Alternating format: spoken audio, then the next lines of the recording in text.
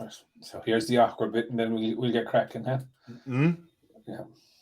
So welcome back to another episode of MotoGP Back Podcast. I am Mac, and I'm here again with Jake. How are you doing, Jake?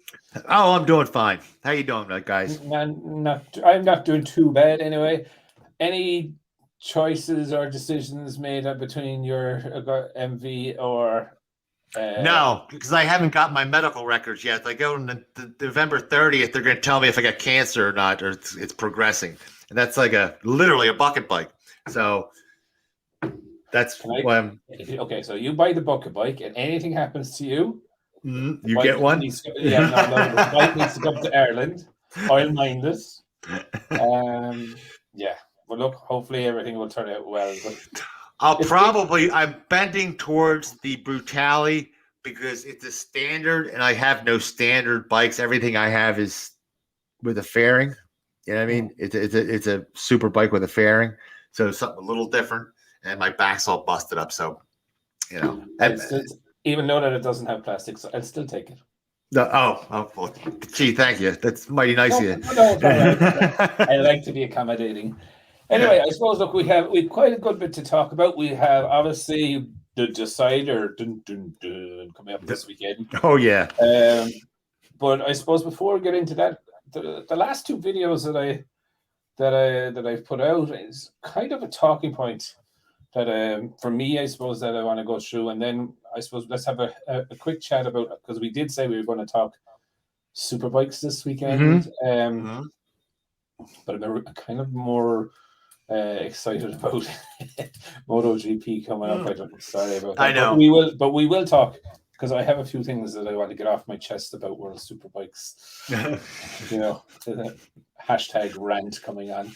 Yeah, anyway, it's the one thing we do disagree on, and it's only because of numbers, but that's okay. We'll explain it a bit. Yeah, exactly. Anyway, so all your eggs in one basket. I think. Oh yeah. Me, I think it's a very powerful statement, and I still actually have the numbers here written down on my little notepad when I was going through the championship scores the other week, and Marquez misses half of the season, comes back, and is only 39 points behind the other three riders in the championship if you put them all together. Mm-hmm. And then when you look at Quartararo versus Morbidelli, 199 points behind Morbidelli. Yeah, now, I mean, I am not a snobby professional man. No. But like every Egypt in business knows that if you have a single point of failure, your business plan is out the door. Yeah, you're only strong as your weakest link.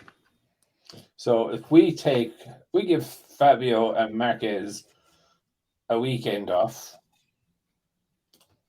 will Morbidelli get in the top 10? Not a fiddler's chance. And my view, look, this is just my view.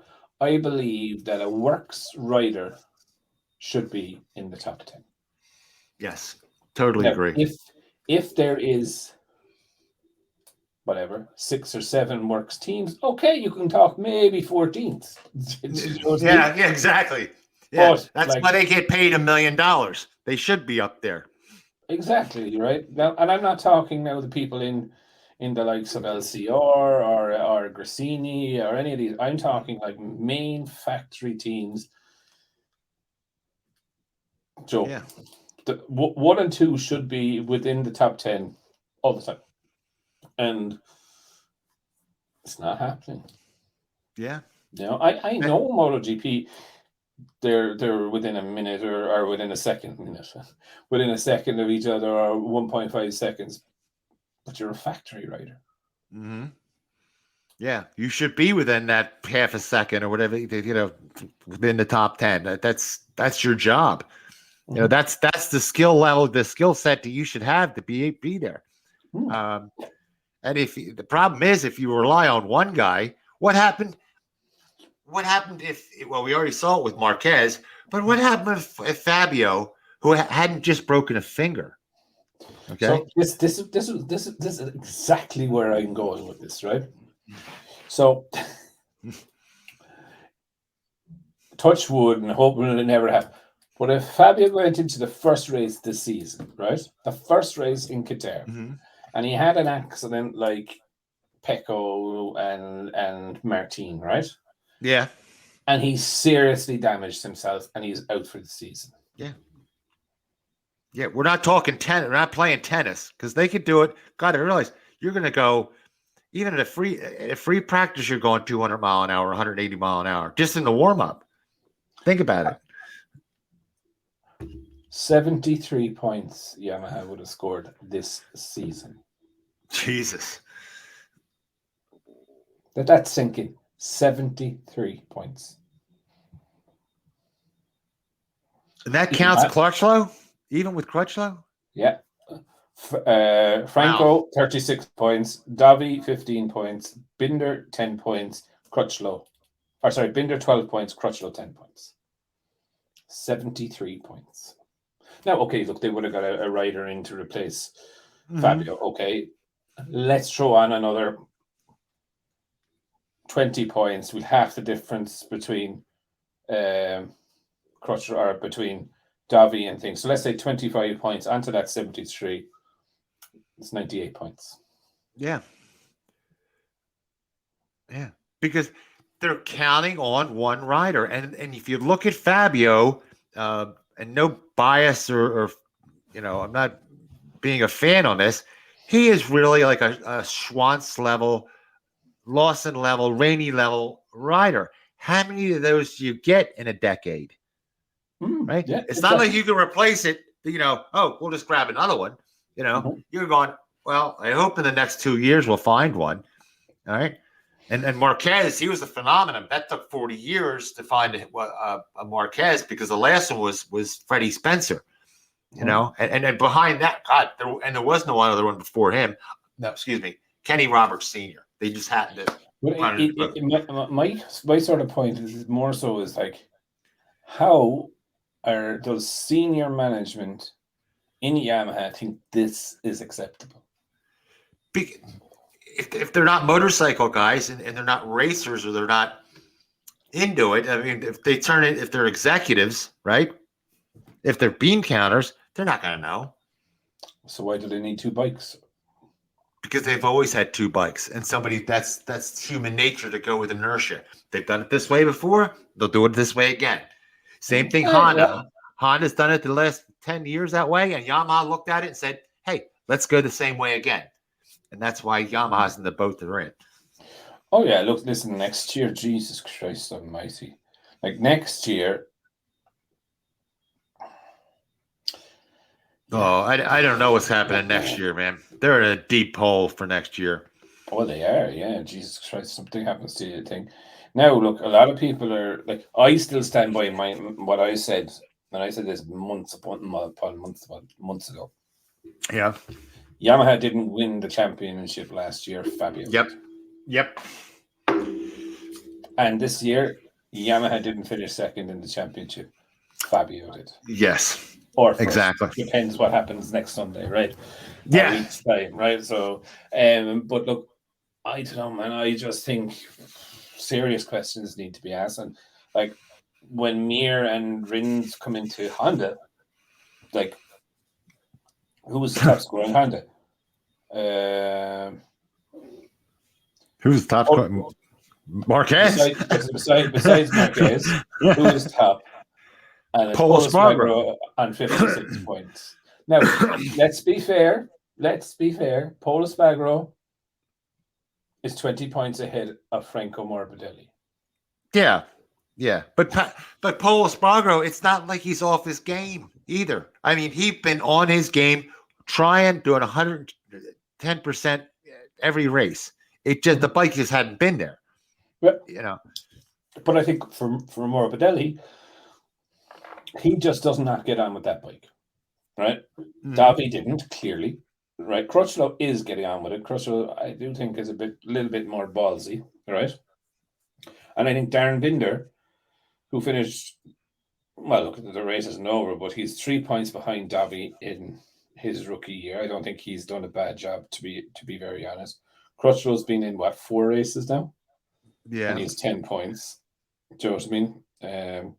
So he's not doing too bad. But I just think, for me, and I know people may say I'm Yamaha bashing, right? But I am a Yamaha fan. I think you're being nice. I think you're being too nice, because when you say, "Oh, he's just not getting along with it," it's not the bike has a different style.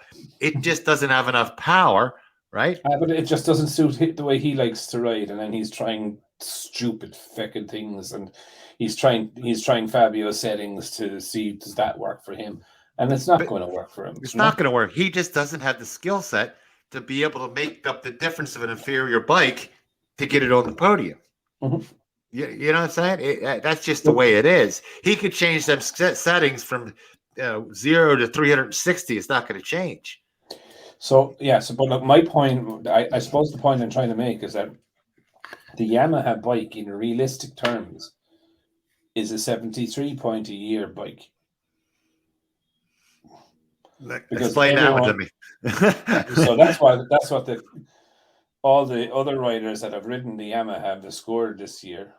Oh, okay. Is 73 points. Okay. And that's where that bike is. So I mean, if one person can ride it, great. But if the other 4 people that get on it and can't make that fucking thing perform, then if it looks like a duck, squeaks like a duck, walks like a duck, it's a duck. Yeah. My point is that they're just not good enough to get it into there. It's the bike is lacking, and they're just not good enough to make up the difference of an inferior bike. It's not a stylistic thing. It's not, you know what I mean?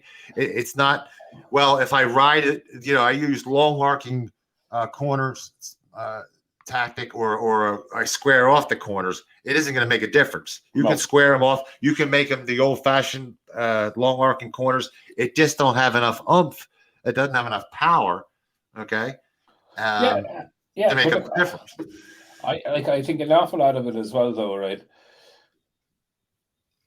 And I kind of put it like, it's not always balls, right? No. There is a lot of it where I watch Fabio, and he is so far over that front wheel and puts so much trust into that front wheel. Yeah. That I'm like, that takes balls. Yeah, it does. I mean, it is a factor. Let's put it that way. Yeah, definitely a factor. But saying that, Darren Binder has the biggest set of balls I've ever seen in my life. He can't qualify for shit, but boy, can he race. He will throw it up the inside of you, and he reminds me very much of the attitude of Marco Simoncelli when he's riding. Yeah. Do you know what I mean? And have a go. And also, when he came from Moto 3, they also used long arcing corner speed, right? High corner speed. And if a bike's not if you're pushing that bike to its very limit for handling, okay, the best way to do it is to go a long arcing. It puts less stress on the chassis than to do the squaring off the corner. When you go to square that corner off, that puts a lot of force on that chassis. I remember we said, tire wear. So now, saying that's the way to go. Long arcing corners then do put an awful lot of wear on edge grip. So, there is a balance there, but like Darren Binder is one person that's not afraid of having a crash, right? So it's not 100% balls to risk it for a biscuit. But what Fabio does on that bike is that he trusts that front end will stick. 99.99% of the time it does, Joe. Which just kind of shows that there is a mental piece within the other riders to go to that limit, in my view. Now, it could just be that they just don't have the same superior talent as Fabio, and that's fine as well. But just because Fabio is fast on Yamaha, an awful lot of people say, "Oh, let's put Fabio on a Honda," or let's put it. In my view, one of the smoothest riders I ever saw was Lorenzo. Yeah. He did well on the Ducati, and he was scared of that Honda. Everybody's scared of the Honda. So, look, but anyway, I just think it's definitely something that needs to be kind of just put out there, is that, like, and this is where I suppose where I was going then with Ducatis, and we'll get onto the 8 bikes now in a minute, right? But with the Ducatis, top 5 is 3 of them, right? And my view of that, it means that, okay, they mightn't have everyone winning it, but out of that top 5, there are 3 people that can ride that bike. Yeah. And that's the important bit. And that's the bit that I'm like going, okay, take Pecco out of it. Right. Right. Bastianini is still in with a shot to win the championship this weekend. Yep. Yeah. And if Pecco was out of it, say in race 1, okay. Yeah. Now you would have still had Bastianini. You would have still had what's the other? Bezzecchi. Okay. You still had backup riders that had a good chance of winning the title.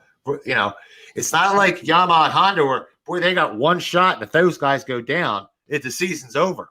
Or exactly. 2 seasons or 3 seasons are over. Exactly. And look, that's my whole point, is that the eggs in one basket is Marquez and Fabio. What Ducati are doing, and Aprilia, to be fair, because they're developing the bike for both, right? So they say, and their mentality now is like, we want both riders in the top 10, or we want them both in the top 5 next year. Do you know what I mean? And that's the right way, in my opinion. That's the right way to go. If you take out tonight, right? If you turn around and we disqualify Fabio and Pecco from the championship, right? Then there's 2 Ducatis versus an Aprilia for the championship still. Right. The Aprilia, you could also say the same thing. That's a good enough bike where you could have other people. You're not really worried about when they expand next year to have another team. I'm afraid of them not getting enough work done with not enough testing. But the bike itself, as it sits right now, you could have other riders be contend for the title. You you know it already. Okay, that bike's good enough that other riders can win on it. Right? Exactly. You know, you can't say the same thing about Yamaha, Honda, or even KTM. Same thing right now, but that's for a different reason.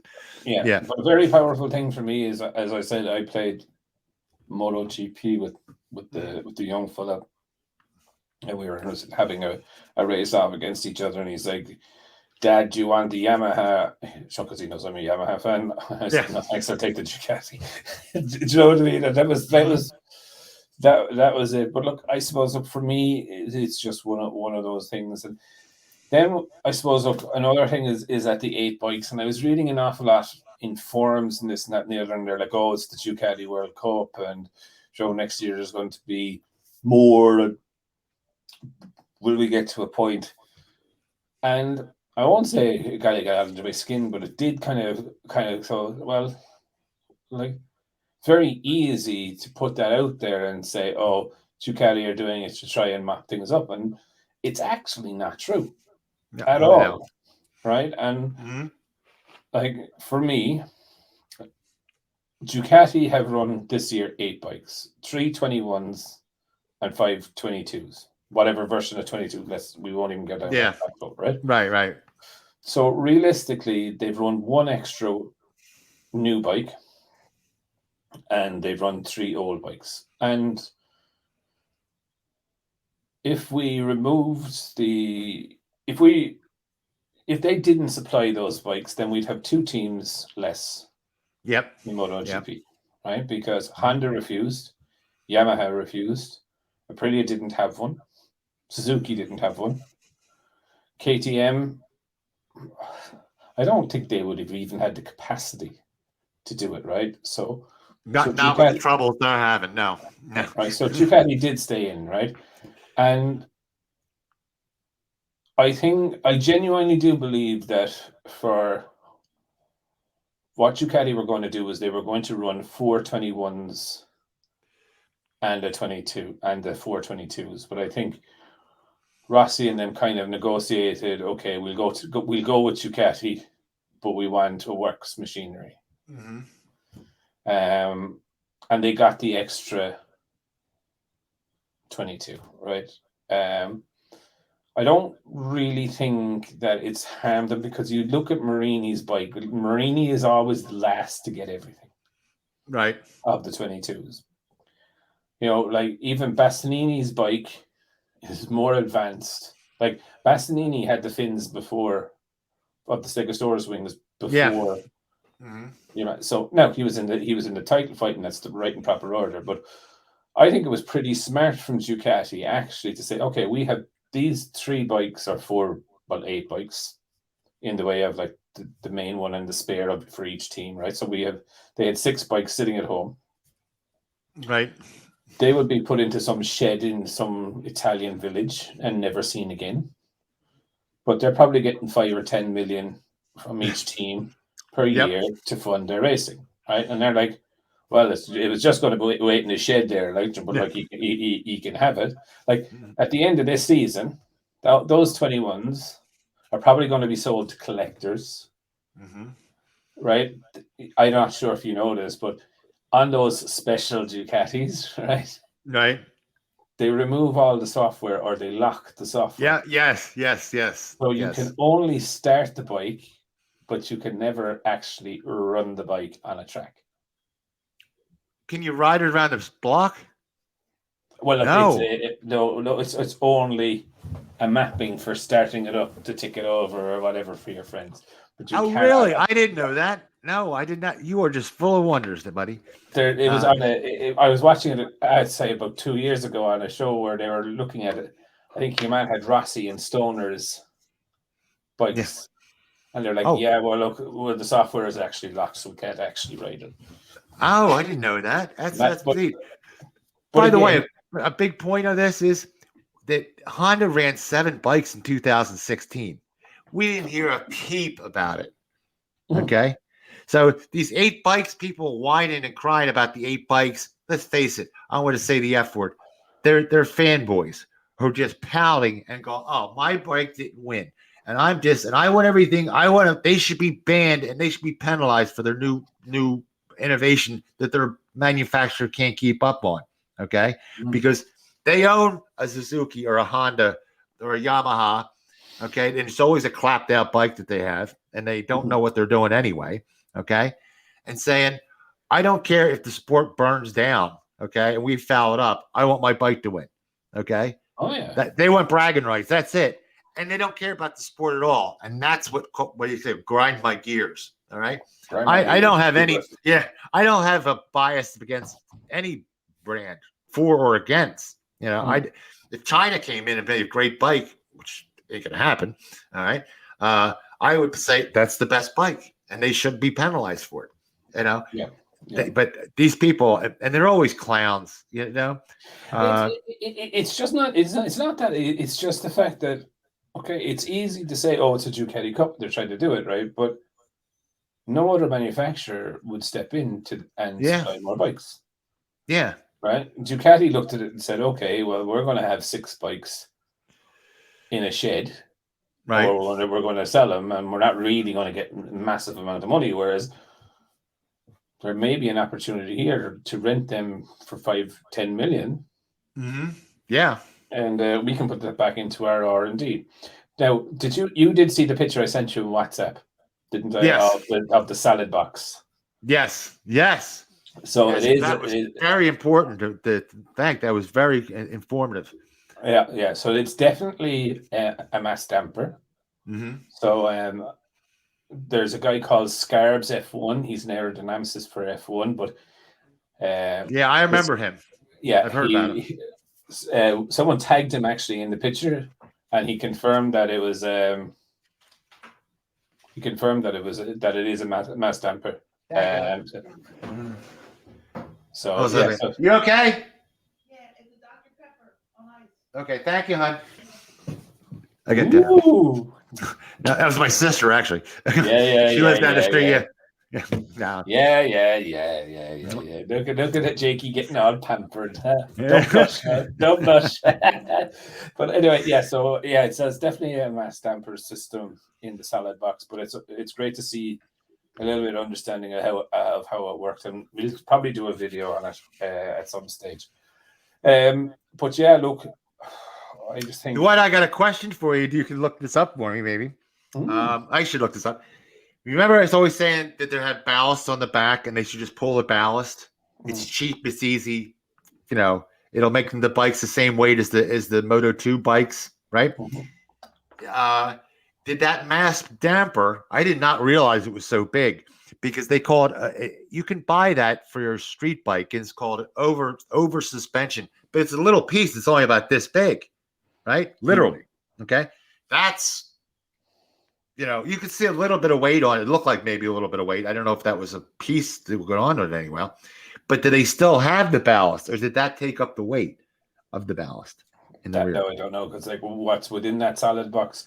What you can definitely see from that is you can see the broken spring, right? And you can see that the spring was going from the back end of the chassis, directly to the solid box. So you could see there, wherever that yo-yo started, the weight was there. So if that bike started skipping, you could see that it was going to go through the spring.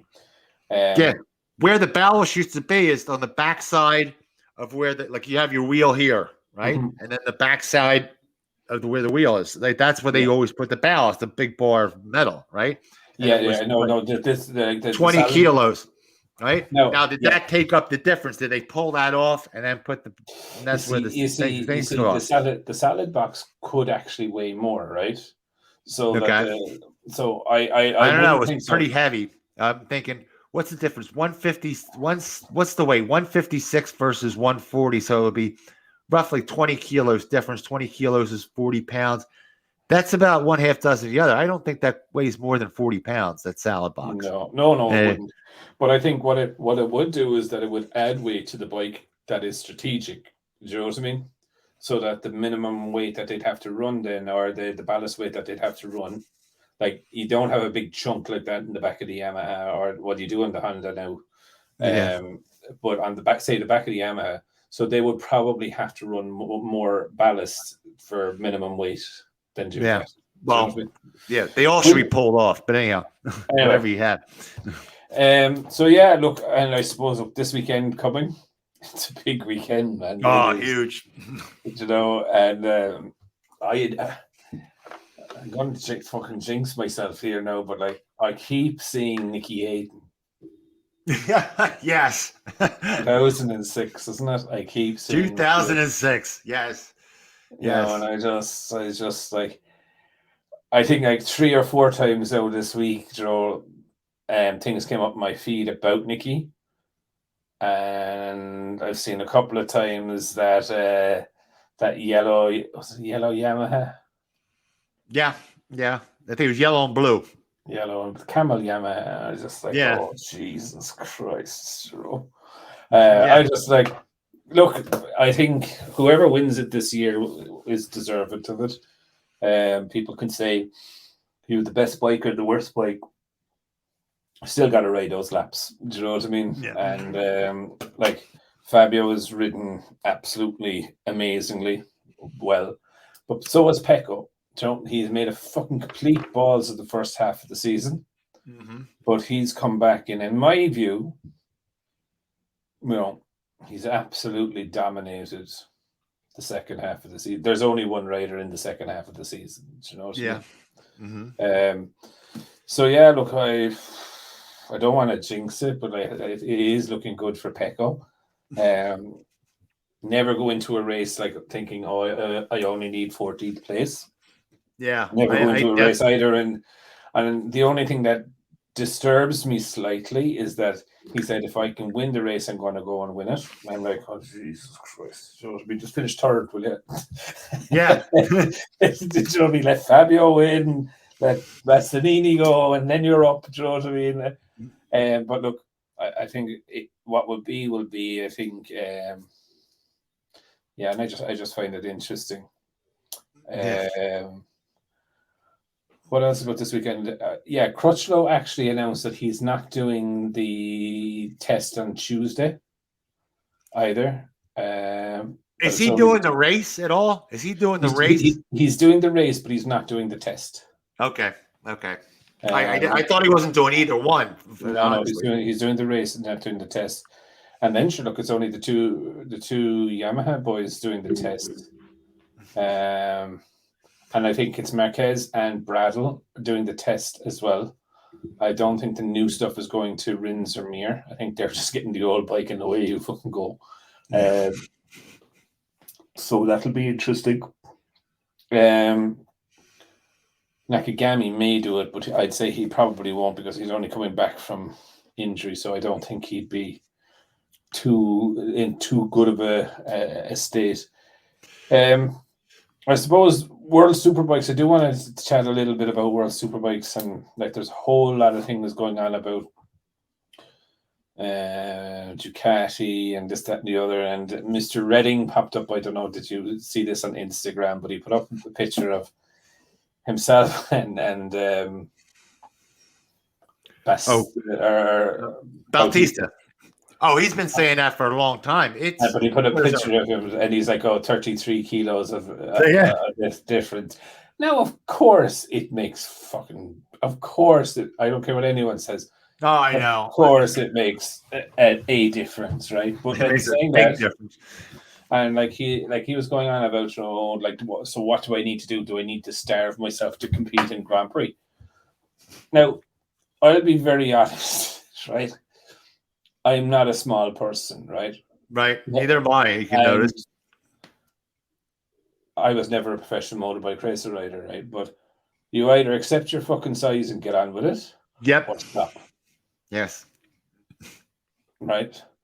Now, there is the question, all right. Bautista on the Honda was nowhere.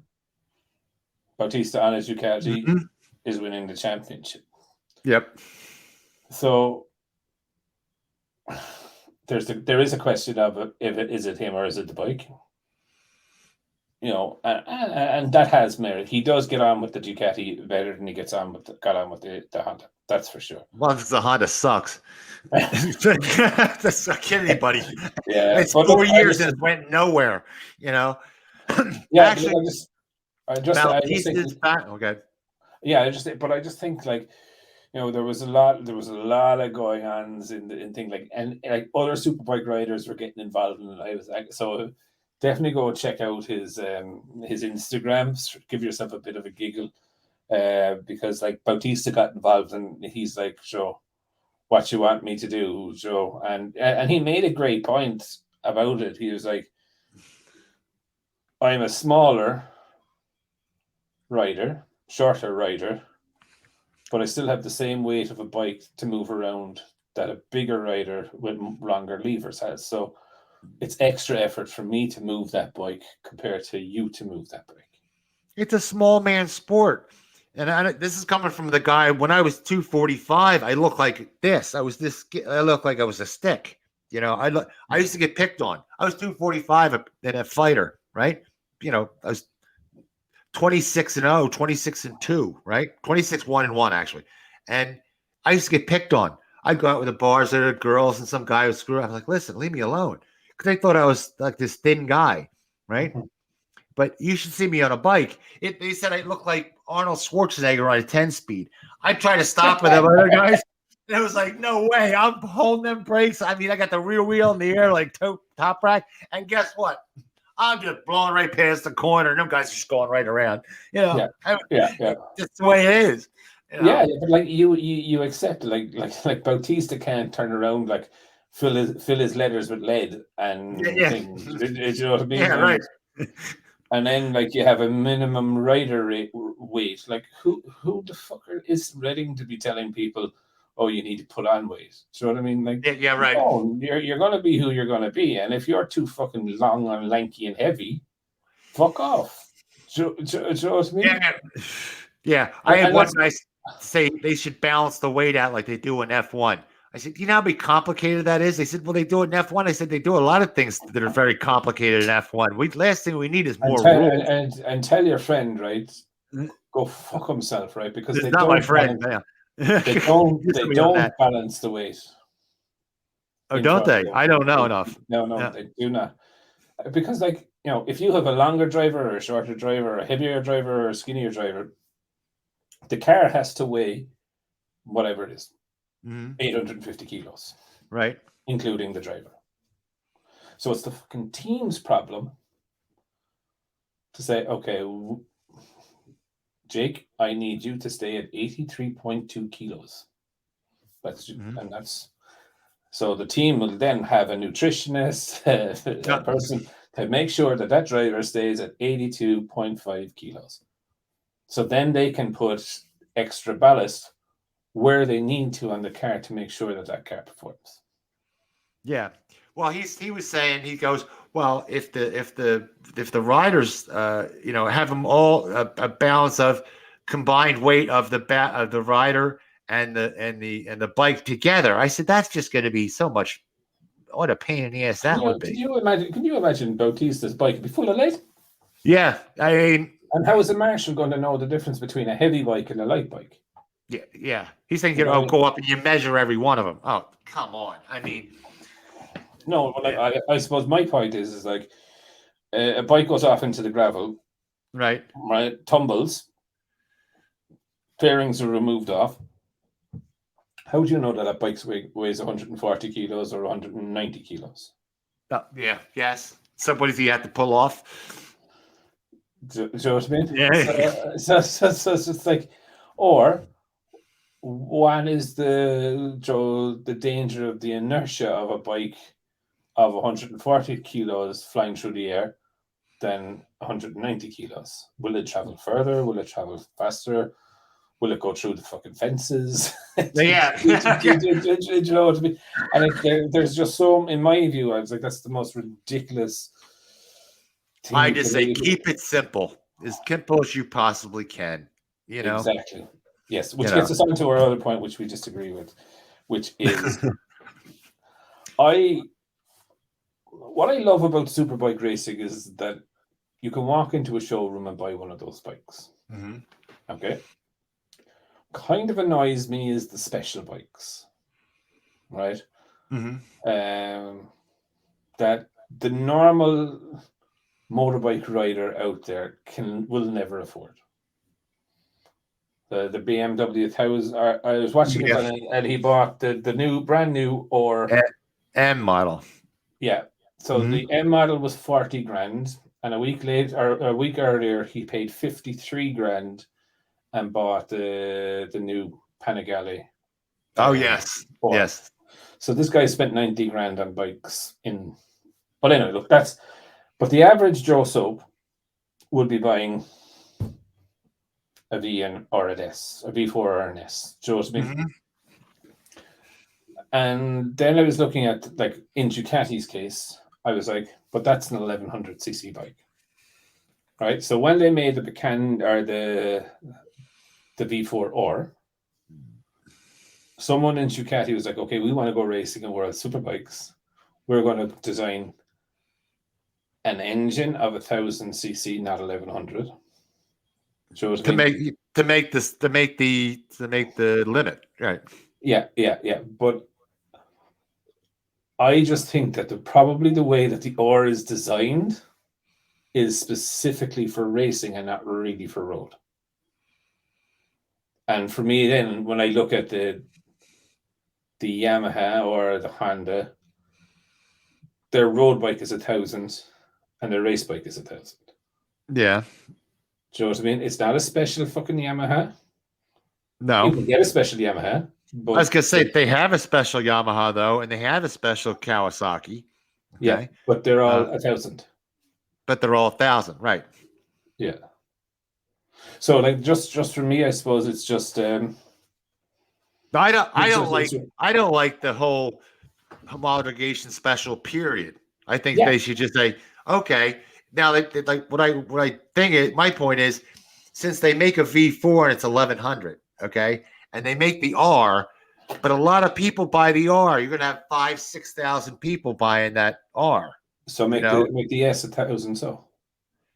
Yeah, but I know what they did. I think they did that for it was cost and because of to get it through emissions. I know it was for emissions. It costs so much more to get 1,000 and that horsepower to get up to the higher horsepower with the same emissions. But see, that's my whole thing. Then, like, yes, you can absolutely go and buy it. The ordinary Joe Soap is never going to be able to buy one of those bikes, right? No. And like, long gone be the days, right, that you put a fart can on the back of the bike and that was your only tuning that you can do. Like, it just reminds me so much of these derby cars that they all have the exact same red top fucking engine, right? But the body shape or thing looks like a road car, but it could be like a Ford Focus or Right. but absolutely nothing. Like, even if you take a World Rally car, right? It looks the same shape as the standard road car, but absolutely no. And for me, it's just like, I was looking at it and I'm going like, that's not something I could walk into the showroom and buy. Right. So, But the Ducati is road legal, and it is, and but it's one half dozen of the other. All of them are just specialized bikes to go racing. Whether it's 1,000 cc's, Aprilia has the same thing. They have the 1100, and they have the 1000, and the 1000 is for racing. Matter of fact, their 1000 you can't even put on the road. You know that? Yeah. The Active X or whatever it is. And that I don't believe at all. They had a homologation special that you can't put on the street, right? Yeah. That is it a super bike anymore? No. No, I know that's kind of my whole point though. Is like if I took the rev limit of the what's your S rev out to? The S it's what 16,000 or 15.6, I think it is. That's it. 15.6 or 15.6. Yeah, 15.6. 15.6. Do you know what I mean? Like, the one they're bringing out now is 16.5. But it has to be 15.6 for the World Superbike. Yeah, but next that's year, the limit. Is that the limit? No. I don't know. I think that's the limit. That's the limit they're going to have next year too. 15.6. I thought it was within 10% of their 5%. I can't remember. Remember, Ducati got penalized, which is really gets me pissed off, and so did and Kawasaki got hit twice for having a race bike that was too fast. So now, my view on this shit is that. So my view on that is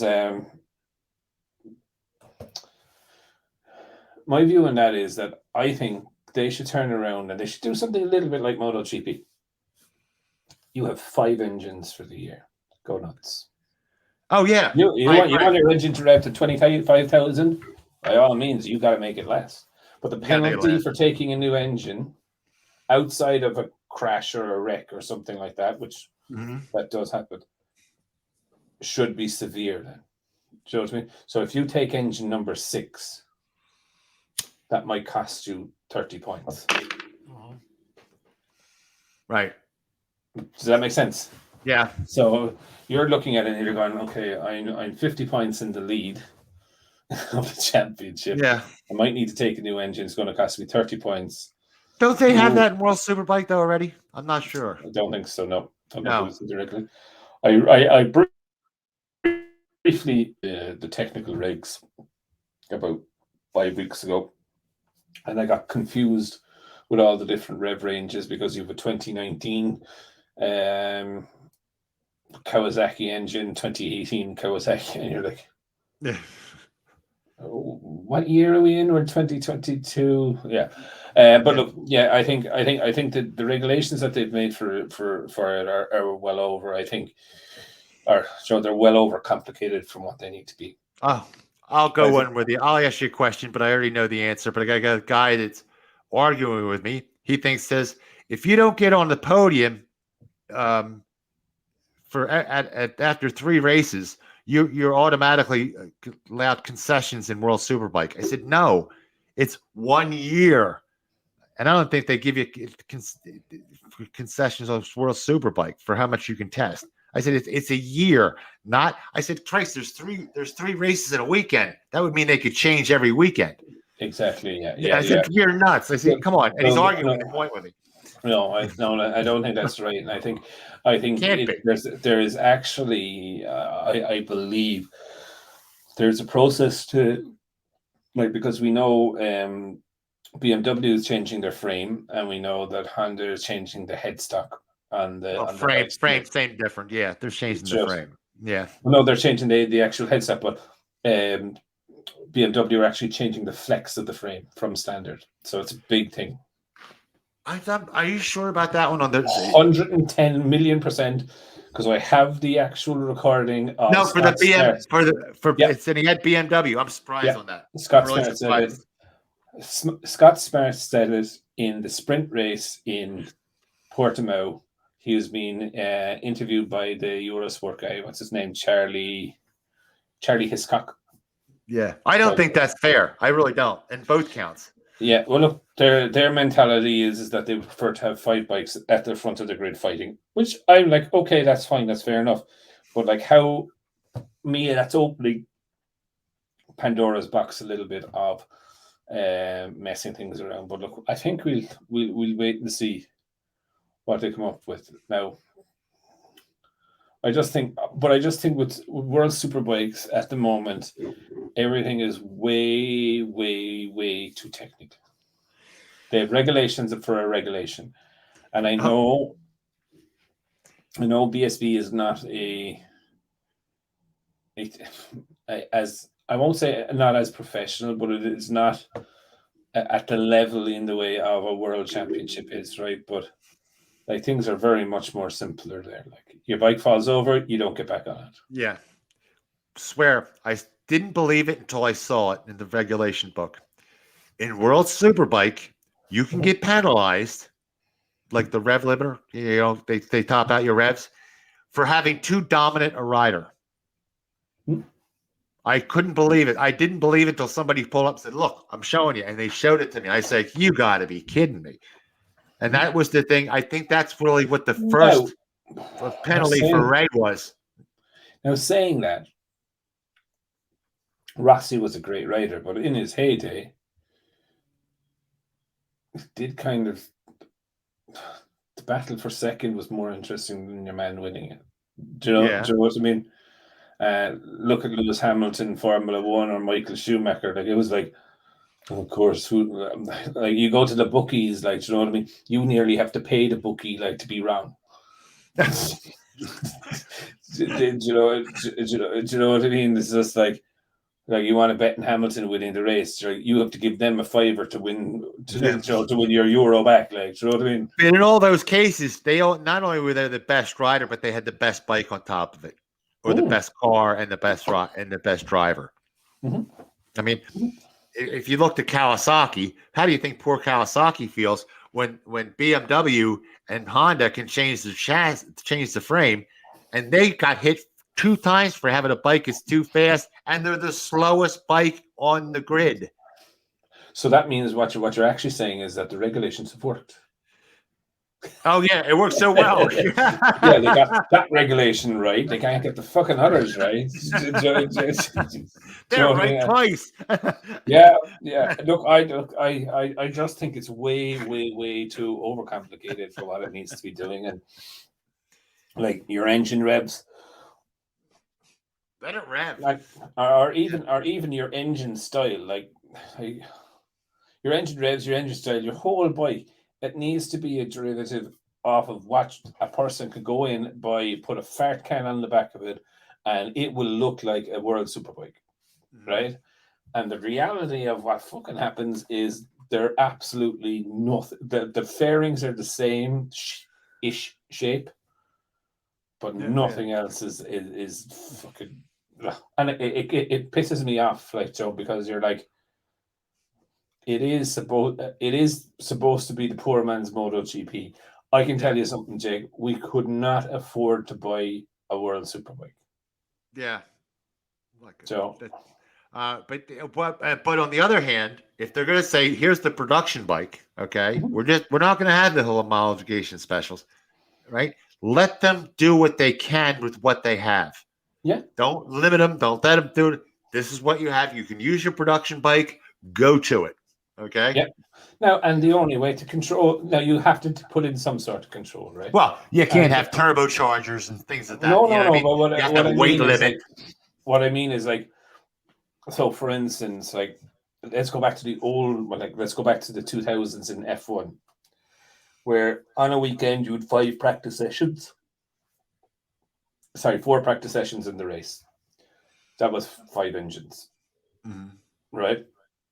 So we have to come back to a whole kind of thing and say, go nuts, but like, lads, you have 8 sets of tires for the weekend.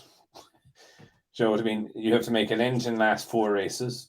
Do you know what I mean? Do what you fucking want. Yeah. Rev the balls off it, but you go outside the parameters of what's a normal usage. Like, because imagine now some of the privateer teams trying to keep up with someone if they could change engines, you know, after each session. The factory teams, it's no problem. They'll do it. Do you know what Oh I mean? yeah. But But then again, how many we're getting at the point where they don't have real small privateer teams. You know what I'm saying? they do and they don't. Like, do you know what I mean? Like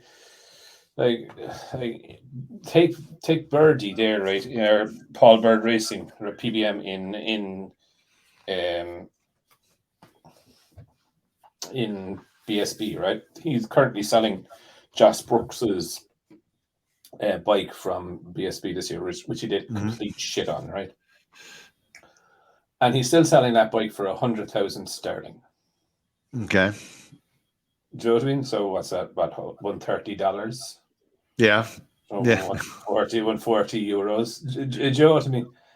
And I suppose that's where and that's a big team in the UK. Do you know what I mean? But that would be a small team in World Superbikes. Right. Do you know what I mean?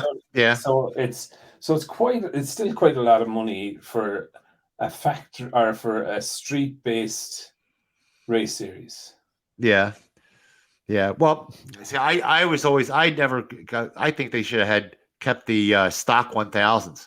I thought the stock 1000s were great. If you look at Moto America, there's not that much difference, believe it or not, between the stock 1000s and the superbikes. It's not this huge gap you think it would be. In the TT, over 37 3/4 miles, it's less than a second. Yeah. Ironman TT. Less than a second. Not for 37 miles. Yep. Wow. That's amazing. That really is amazing. And it's just, you see, sometimes the superbike is not the best bike to have on the road because the chassis is so stiff. Yeah. And having the softer frame does help that out then, do you know what I mean? Because it's flexible compared to the. So look, sometimes it's look. I'm talking about the top riders. Do you know what I mean? Like they'd lap it on average speed, like in a stocker, and be 133. The fastest around there, 133 miles per hour average speed, right? Right. And the others would be like 135. There's fucking nothing. Yeah. Do you know what I mean? No, there could be a couple of seconds, like, but I'm just like. By the way, that's the problem that the Honda CBRRR has. The crew chief, when Bautista was there, he said the Honda has an inherent chassis problem, which means they couldn't fix it no matter what they did. And that's why it's been dragging so long. But my thing is, it's Honda. My God, they could put a new, especially these homologating specials, because Honda has one too, right? Yeah. You think they just change the frame at the factory? You know, they're only making 50 of the damn things, or 500 of them. Yeah, and listen, change them over. There's people on waiting lists. Like the new ones aren't even launched, and there's people on the waiting list to buy that one. Do you know what I mean? But sure, look, anyway. I just think we can go around and around again. I think the championship is almost over. Bautista has one hand and 4 fingers on the cup. But I think the series has let itself a way down this year in the way that they're trying to restrict and control something where they should embrace it. I always say it. I said, performance finds its own level. If you let it go, all right, one team has something, the next team will have it soon enough, and then it'll balance itself out. If you start screwing with it, then one falls in a hole, and then one dominates, and then they get pissed off, and then they leave like Aprilia did. But they actually pushed Aprilia out doing it did because they don't pay any money. But anyhow, just leave it alone. Screw with this. with these rev limiters and having it as a penalty. How can you imagine having a penalty for going too fast on a race bike? I mean, or that's just insane. It just speaks for itself. The ridiculousness of it. Isn't that their job to make a bike as fast as possible? It's as fast. Yeah, look, it is, and I think I just get annoyed when people just try to. I don't mind putting in controls within, sensible things, right? But if you're putting in controls that, okay, we're going to limit your performance because you're doing well, like realistically, all the Aprilia or all the Ducati people right now that are fighting back, saying, "Go and build a better bike than that you build," right? Exactly. I know I'm one of them, but right. But Kawasaki did have a better bike, and they were. So it's not that they need to go and build a better bike; they just need to remove the restrictions, and away we go. Actually, I don't think Kawasaki had the better bike. They just had a better rider. To be quite honest with you, Kawasaki has the oldest engine design in World Superbike. Even Sykes was able to get a good bit out of it in his first couple of years when Ray was there. He was able to put up a good fight, and he was a good number 2 rider, right? Yeah, so he was. It was good. The bike was good, but they started turning the needle, and we're going to turn this down and this down. And my view of it is that, and I know Bautista was pretty punchy about this, saying like, we've worked hard, we've built a bike, and he's not wrong there. No. But other teams have been turned down on other things also. And it's just not. Kawasaki got turned down. Honda got nothing turned down. BMW's had nothing turned down. Yamaha's had nothing turned down. Or they say them already. Yeah. No one's had. It's been the only two was. Yeah, but it's like, I just think, and look, that's just me. I just think, look, the minute you start fucking with someone's machine, everything goes to shit. A line has been crossed. Like, you can't blame an engineer for designing something fucking brilliant. Yes, exactly. But this is the approach, in my view, that they're taking. So, I like Formula One, in my view, have a lot of things right.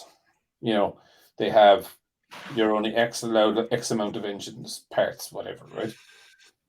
You have to limit yourself to 24 liter, or just say whatever, 100 kgs of fuel is what they're allowed for a race. Mm-hmm. So you don't have to run 100 kgs of fuel, but you mightn't finish the race. Yeah, right. Yeah, exactly. Do you know what I mean? And most of them don't actually run 100 kilos worth of fuel. Really? They always underfill it, and then they lean it off. Huh? Because let's just say if you reckon that by leaning it off in the last 10 laps or whatever in a dull period, you might save 5 liters. That's 5 kilos. If you're doing that at the start, and you could run 5 kilos less, you save your tires in the opening stint. Do you know what I mean? You're accelerating and deaccelerating 5 kilos less. So, look, there's a lot of stuff that they can do, and I don't know. I just think, don't be fucking with people taking joke. Give them a set of rules that they all work to. Yeah. Do you know what I mean? Doesn't matter whether you have a V4 or whatever it is. If your V4 revs to 20,000 and the inline 4 revs to 16,000, fair play to you for making an engine that revs to that. Now, will it last 5 years? I'll tell you what.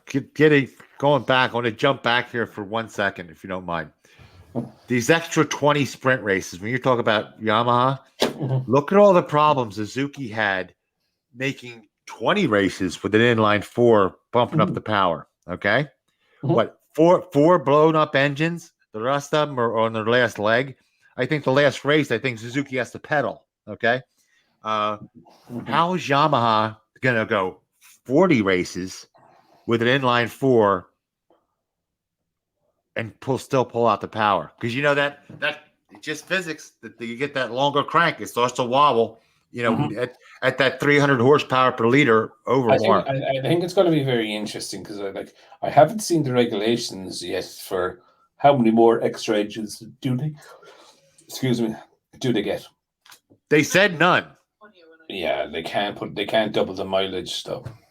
They're saying that they're taking out the practice session, so it equals the amount of miles. Yeah. So therefore, but that you and I both know it ain't the same miles. Yeah. No, it's bullshit. Yeah. Yeah. Racing miles now and practice miles are fucking completely different. And saying that your practice engine, like you want it to blow up, you know what I mean? Because you're going to push that and get the last lap, out of it. Yeah. But look, anyway, it'll be interesting to see. But I think that's where we are for this week. I think we will be back next week when we know the world champion. Yes. Dun, Jake and his big pink t-shirt. Yes. But look, it's always been a great chat, and yeah, look, there's still lots more to come. Winter is coming now, or the winter break is coming. It's going to be a bit. Sure, I'm sure we'll find something to talk about, Jake, won't we? No, we will. We can go on testing, or there's always something. Yeah, we will. Engineers. I will be covering live testing as well on the Tuesday after the race. So, So look, thanks very much, Jay, for coming on, and I guess we will see everyone again next week, same time, same bat channel. Same bad time, same bad channel. That's tomato. Anyway. Yeah. Hasta la vista, folks. See y'all later. Have a good one. Enjoy the week and enjoy the race on Sunday. And we'll be back I won't say it until it's done. I cannot do it. I'll jinx it. You know me, I'm all wound up all the time anyway. So yeah, I'm just still thinking Nikki Hayden. Yeah, I know. Yeah. Anyway, peace out, and we'll talk to everyone soon.